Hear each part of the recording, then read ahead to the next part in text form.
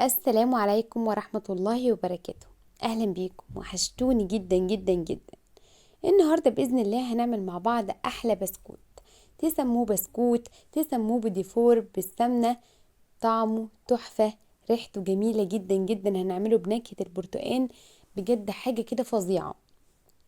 النقشة ثابتة، البسكوت هش وخفيف جدا جدا جدا واقتصادي جدا. بصوا حاجة كده خفيفة زي الريشة، وبيدوب في البق دوبان. تعملوه بقى كده الصبح مع كوباية شاي بلبن، حاجة كده عظمة على عظمة. بجد هتجربوه، متأكدة انه هيعجبكم. شايفين شكله عامل ازاي؟ وهتعملوه في 10 دقايق، مش هياخد منكم اي وقت تماما. شايفين شكله يا جماعة عامل ازاي؟ قد ايه هش وقد ايه خفيف وقد ايه ريحته جميلة قوي قوي، وطعمه حاجة كده في منتهى الجمال، بيدوب دوبان. هتجربوا الطريقة دي ومتأكدة ان انتوا هتعتمدوها. بس قبل ما نبتدي الفيديو، لو اول مرة بتشوفوني ما تنسوش تشتركوا في القناة وتحطوا لايك للفيديو ده لو عجبكم. ويلا بينا نسمي بسم الله ونصلي على اشرف خلق الله عليه افضل الصلاة والسلام. وتعالوا نبدأ في الطريقة بتاعتنا على طول. شايفين قد ايه البسكوت جميل وهش وخفيف خالص خالص. مهما اوصف لكم على هشاشته مش هقدر اوفيه حقه. بجد لازم تجربوه، لان الطريقة دي معتمدة والمقادير مظبوطة 100%. تعالوا كده الاول اوريكم قد ايه هش قبل ما نبتدي الفيديو، عشان تتحمسوا كده وكلكم تقوموا تجربوه. شايفين البسكوت مقرمش، وفي نفس الوقت بيدوب دوبان كده وبيتفتفت. بجد حاجة كده فظيعة من جوه، كده تحس ان هو لونه ذهبي. يلا بينا نشوف الطريقة بتاعتنا. بسم الله الرحمن الرحيم. هنبدأ الفيديو بتاعنا. اول حاجة حبايبي، انا معايا نص كوباية من السكر البودرة. سكر بودرة انا عاملاه في البيت. خلاص، نص كوباية من السكر البودرة عليه كوباية من السمنة الساقعة جدا جدا، يعني حطها في التلاجة كده لمدة 3 ساعات. خلاص، لازم السمنة تكون ساقعة عشان تديني بديل الزبدة. تمام. هو الجو ساقع قوي، يعني ممكن تسيبيها في التلاجة لمدة ساعة ولا حاجة، كفاية قوي. خلاص، يبقى نص كوباية من السكر البودرة، كوباية من السمنة. تكون سمنة بلدي بقى يفضل، هيبقى طعمها وريحتها حلوة قوي قوي. خلاص. وبعدين بالمضرب الكهربائي او المضرب اليدوي، بس هياخد معاكي وقت شوية اليدوي. فبالمضرب البيض هبدأ ان انا اضرب الخليط كويس قوي قوي. هتحسوا ان الخليط بدأ ان هو يفتح ويكون بالقوام اللي انتوا شايفينه ده. انا معايا بيضة تكون بدرجة حرارة المكان، بيضة واحدة. هحط عليها بقى كيس فانيليا بطعم البرتقال، فانيليا على برتقال. خلاص. بيكون زي ما يكون في نسبة فروتي كده، او تانك. بطعم البرتقال بيبقى طعمه حلو قوي قوي، وبيبقى بديل عن عصير البرتقال او بشر البرتقال. الفانيليا دي حلوة قوي قوي، جربوها في البسكوت ده هيبقى تحفة. خلاص، ومدياني نكهة البرتقال واضحة جدا وجميلة قوي. طيب، السر بقى اللي هيطلع معايا البسكوت هش وخفيف زي الريشة، انا معايا معلقتين 2 كبار من النشا، وذرة بسيطة جدا جدا من البيكنج باودر او الكيك شيف. خلاص، معلقتين كبار من النشا، ذرة بسيطة جدا جدا من البيكنج باودر. مهمين جدا يا جماعة، بلاش نكتر بيكنج باودر عشان البسكوت ما يفرش. طيب، الدقيق بقى، انا ببدأ اضيف الدقيق حاجة بسيطة بحاجة بسيطة. انا ببدأ ان انا اضيف نص كوباية بنص كوباية، ولازم انخل الدقيق كويس قوي عشان يخلي البسكوت هش كده وخفيف. خلاص. انا مش بعجن قوي، انا بس بلم العجينة كده. انا ببدأ ان انا اعجنها بايديا عشان احس بملمس العجينة. بلاش نضيف الدقيق مرة واحدة، لان كل نوع دقيق بيختلف عن التاني. فلو ضفتيه مرة واحدة ممكن العجينة تنشف معاكي او تبقى سايلة معاكي، ده على حسب نوع الدقيق هيشرب معاكي السوائل ازاي. فتضيفي نص كوباية بنص كوباية، ممكن ياخد معاكي كوباية ونص لحد كوبايتين. خلاص، من كوباية ونص لكوبايتين من الدقيق. طيب، قوام العجينة يبقى زي ما انتم شايفين كده. انا ببدأ اضيف دقيق معلقة بمعلقة كده لحد ما القوام يبقى معايا بالشكل اللي انتم شايفينه ده.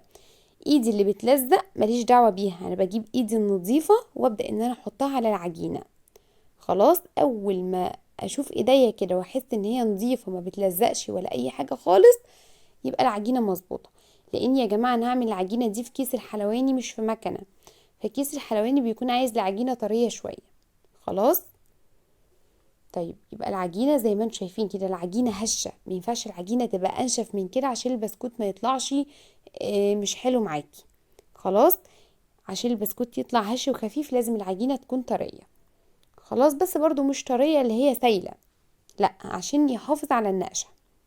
صاج مش مدهون اي حاجة. ببدأ ان انا احط العجينة في كيس حلواني. طبعا الشكل اللي ما بتحبوش بتشيليه على طول وتعيديها تاني، مفيش اي مشكلة. وابدأ ان انا بقى اعمل شكل وردات كده، او الشكل اللي هو بتاع الكمثرى ده بيبقى تحفة. خلاص، وهعمل بقى كل الكمية بنفس الشكل دوت. كيس الحلواني حابة ان انتي تعملي بكيس قماش او كيس بلاستيك اي حاجة، بس انا بحب القماش جدا يعني. وطبعا عملت البلبلة بتاعته اللي هي شكل الوردة. خلاص، القمع بتاعه شكل الوردة، وردة. وعملت الكمثرى دي، واخر حتة من العجينة عملتها بالشكل اللي انتوا شايفينه اللي هي الدايرة دي. خلاص، بس كده عملت دي كل الكمية. طبعا الجو ساقعة، فانا ما اضطريتش ان انا احط الصاج ده في التلاجة، لان العجينة ما شاء الله كانت ماسكة نفسها والسمنة ماسكة نفسها عشان الجو ساقعة. التسوية بتاع البسكوت يا جماعة بياخد في الفرن معايا من نص ساعة لساعة الا ربع. هتقولي لي كتير قوي؟ لا، النار تكون هادية والفرن يكون متسخن كويس قوي قوي قبل التسوية، وبعدين بحط الصاج في الفرن واسيبه بقى على درجة حرارة متوسطة مايلة للهادية. خلاص، واول ما احس كده ان هو بدأ ان هو ياخد لون حلو، ببدأ ان انا هدي النار شمعة، واحرك بقى الصاج كل شوية كده وهو في الفرن عشان ياخد معايا لون موحد. طيب، لو انا استعجلت على البسكوت هتلاقي قلب البسكوت من جوه طري كده، وتحسي ان هو مش واخد القرمشة ولا اللون من جوه. ده قلب البسكوت من جوه لونه ذهبي. انا عايزه اقول لكم والله التصوير ظلم وظلم باين. البسكوت تحفه، البسكوت على الحقيقه حاجه كده روعه.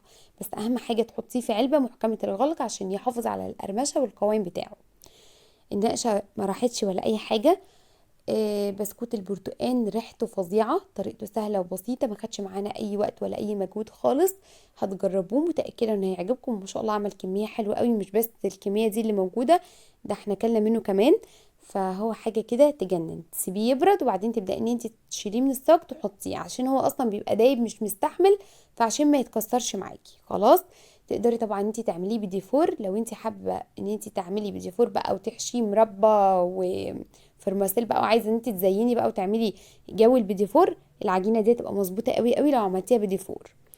مش كل الناس بيكون متوفر عندها الزبده، وكمان الزبده بقت غاليه. لو انت عايزه تعملي البيديفور بالسمنه بجد حلو قوي قوي، والنتيجه زي ما انتم شايفين انا مش محتاجه اتكلم. المقادير مظبوطه بالظبط، جربوه واعتمدوا الطريقه، متاكده انه هيعجبكم. تغيير بقى كده في الفطار، تجديلك بسكوتين كده الصبح بدري مع كوبايه شاي، حاجه كده تجنن بجد والله يا جماعة. لو جربتوه هتنبهروا من النتيجة، حاجة كده وهمية. كل اللي هيدوقها هيسألك على طريقتها. وبس كده حبايبي، الفيديو بتاعنا خلاص خلص. يا رب يكون عجبكم، الطريقة تكون سهلة وبسيطة وكلكم تنفذوها وتقولوا لي ايه رأيكم فيها. واسيبكم في رعاية الله، واشوفكم على خير الفيديوهات الجاية. والسلام عليكم ورحمة الله وبركاته. بس عايزاكم اهم حاجة تجربوه، بجد بجد بجد تحفة. جربوه، مستنية رأيكم فيه. اعملوه كده للولاد ايام الامتحانات كده والمذاكرة مع كوباية شاي بلبن، بجد حلو قوي قوي وهيعجبهم. مع السلامة.